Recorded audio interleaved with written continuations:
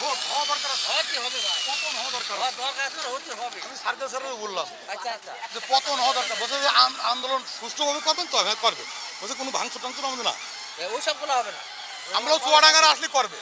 আমি তাও বলে দিচ্ছি। ঠিকই বলেন, আমি direct বললাম। আমরা এখন করবো না, ওইসব বলে ভাঙচুর টাংচুর আমরা করবো, কিন্তু এইটা শান্তশিষ্টভাবে হতে হবে। হবে শান্তভাবে, পুলিশ কোনো বাধা নেই। পুলিশ আমার কাছে, আমি পুলিশে একসাথে নাস্তা খাচ্ছিলাম, আচ্ছা আচ্ছা আর নাস্তা তো করার সুযোগ হয়নি, ওখান থেকে সিঙ্গাড়া খেয়ে নিলাম। আচ্ছা আচ্ছা, পানি এক বোতল নিয়ে তাও পানি পকেটে পুরে দৌড়েছি।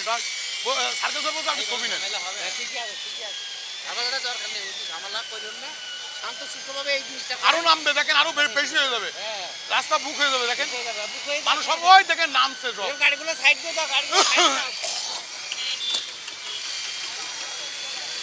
না না, পুলিশের পক্ষ থেকে সতর্ক আছে, পুলিশের পক্ষ থেকে কোনো বাধা নেই।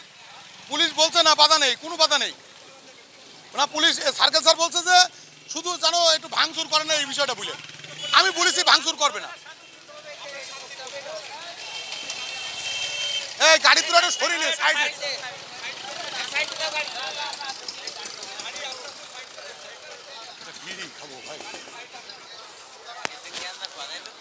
টেনশন দেয়ান তো এখানে আছে নাকি? এটা নেই না না, না, সেলিব্রিটি তো নিয়ে আসা যাবে না।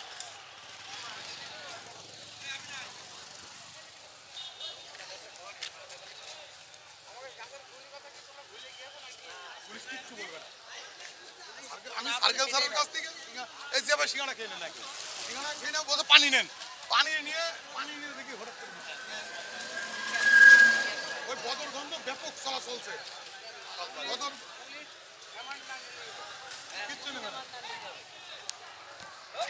পুলিশ আমার